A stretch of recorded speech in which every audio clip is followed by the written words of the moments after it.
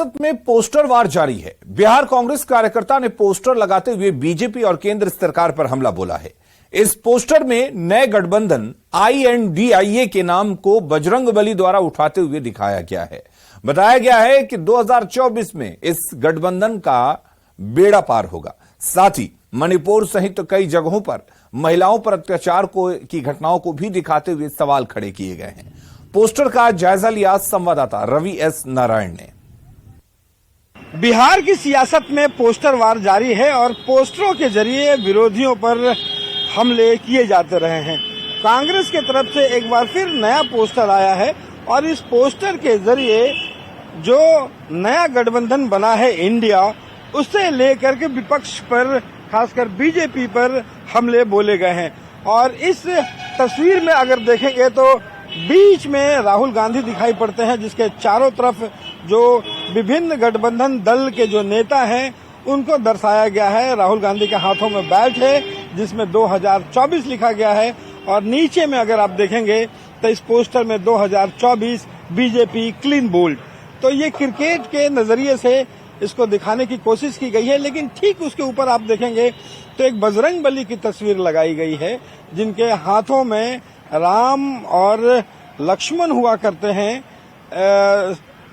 पौराणिक हिसाब से, लेकिन यहाँ पे इंडिया को दिखाया गया है। जो नया गठबंधन है उसे बजरंगबली हाथों में उठाकर ले जा रहे हैं और ऊपर लिखा है जय बजरंगबली, तोड़ दे अहंकारी अत्याचारियों की गली। और इसमें जिस तरह से पिछले दिनों मणिपुर में या अन्य जगहों पर महिलाओं पर जो अत्याचार की घटनाएं हुई हैं, उसे भी इस पोस्टर में जगह देकर सवाल खड़े किए गए हैं। बेरोजगारी को लेकर के सवाल खड़े किए गए हैं।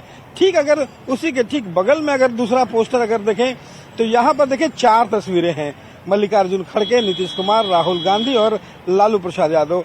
और सबके आगे जो है वो सामाजिक समीकरणों को दिखाया गया है। मल्लिकार्जुन खड़गे के सामने दलित, नीतीश कुमार के सामने पिछड़ा, अति पिछड़ा, महादलित, और राहुल गांधी के सामने अगड़ा। हालांकि अगड़ा भी जो है अच्छे से नहीं लिखा गया है, उसके उच्चारण जो है वो गलत लिखा गया है। लालू प्रसाद यादव के आगे में जो पिछड़ा लिखा गया है। और ये बताने की कोशिश की गई है कि नया जो इंडिया जो गठबंधन बना है वो 2024 की लड़ाई जीतेगा। लेकिन इस सियासी पोस्टर वार का जो हंगामा है वो लगातार जारी है। देखना होगा कि इस पोस्टर का जवाब बीजेपी कैसे देती है। कैमरा पर्सन सुबोध के साथ Ravi S Narayan, news 18 Patna. BJP कार्यकर्ता विजय सिंह की मौत मामले में पूर्व केंद्रीय मंत्री राजीव प्रताप रूडी ने पोस्टमार्टम रिपोर्ट को लेकर बड़ा सवाल खड़ा किया है। उन्होंने कहा कि बिहार सरकार पर भरोसा नहीं है, सरकार की पोल खुलनी चाहिए। नीतीश सरकार के अत्याचार के कारण पार्टी के समर्पित कार्यकर्ता की जान गई है, सरकार ही हत्या की आरोपी है। और सरकार को तो कहीं ना कहीं अपना एक क्योंकि पोल खुलना चाहे कि अत्याचार की क्या सीमा बिहार में उन्होंने दिखाया है, और हत्या के आरोपी तो सरकार है ही है, इसे किसी रूप से नजरअंदाज नहीं किया सकता। सर, गया में एक घटना घटी थी, रॉकी यादव रोड रेज में, इस पर मैं कोई टिप्पणी नहीं करता। तृणमूल कांग्रेस के सांसद शत्रुघ्न सिन्हा ने सीएम नीतीश की जमकर तारीफ की है। शत्रुघ्न सिन्हा ने कहा कि नीतीश कुमार में किसी तरह की कोई कमी नहीं है, नीतीश कुमार को कम नहीं आंका जा सकता है। नीतीश कुमार एक अच्छे राजनेता हैं, इससे पहले विपक्ष का इतना बड़ा जमावड़ा कभी नहीं हुआ है। सत्ता में बैठी एनडीए पूरी तरह चारों खाने चित्त हो चुकी है।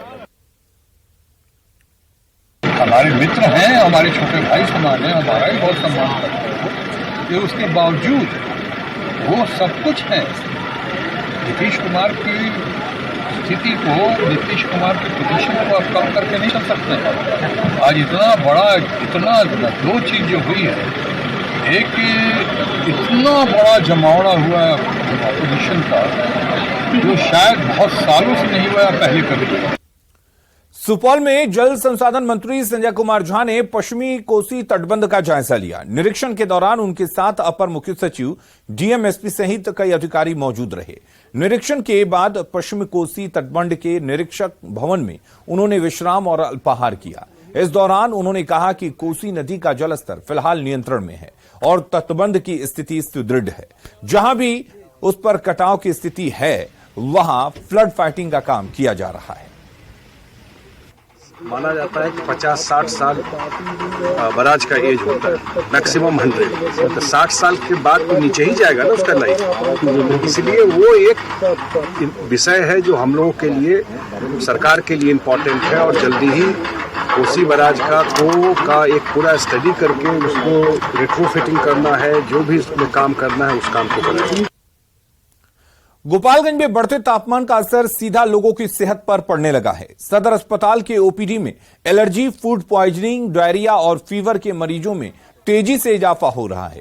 अस्पताल के इमरजेंसी और आरओपी वार्ड में आज सुबह से ही काफी संख्या में मरीज पहुंच रहे हैं। डॉक्टर ऐसे मौसम में धूप से बचने और सावधानी बरतने की सलाह दे रहे हैं। गोपालगंज में बढ़ते तापमान का असर अब सीधा मरीजों पर पड़ने लगा है। ये गोपालगंज के सदर अस्पताल के ओपीडी के बाहर दवा काउंटर के पास की तस्वीर है, जहां पर आप तस्वीरों में देखेंगे कि जो मरीज हैं वो डॉक्टर से दिखाने के बाद दवा के लिए लंबी कतार में खड़े हैं। यहाँ कुछ मरीज भी हैं, इनसे ही बात कर लेते हैं। कितना देर से दवा के लिए है? 1 घंटा से। दवा भी नहीं मिला? नहीं, अब 2 आदमी के बाद बारी है। क्या कहा जा रहा है? लाइन का अपना इंतजार कीजिए, नंबर का इंतजार कीजिए। गर्मी में काफी परेशानी होती है, चीज करकट है ऊपर, तब क्या कीजिएगा, जब मिलेगा तभी ना। दवा के लिए कतार में लगे हैं जी। दवा भी नहीं मिला है? नहीं। क्या कहा गया है? अभी लाइन आप पूरे बता। क्या हुआ था बच्चा को? वो गिर गल, बड़ा दर्द होगा। क्या कहा? किस पेट में दर्द है। दवा नहीं मिला? नहीं मिला। दर्द है, गिटिला से खेलने जाते हैं। बहुत दर्द से क्या कहा गया यहाँ पर? ठेवना में दर्द है। दवा भी नहीं मिला? नहीं मिला। कितना देर से खड़ी हैं? 1-2 घंटा से खड़ी हैं। तो सीधे तौर पर ये अस्पताल प्रशासन की लापरवाही है, क्योंकि इस कड़ी धूप में भी दवा के लिए लोगों को यहाँ पर घंटों कतार में रहना पड़ रहा है। ऐसे में अब अस्पताल प्रशासन को इस पर ध्यान देना होगा ताकि मरीजों को सहूलियत मिल सके। गोविंद कुमार, न्यूज़ 18।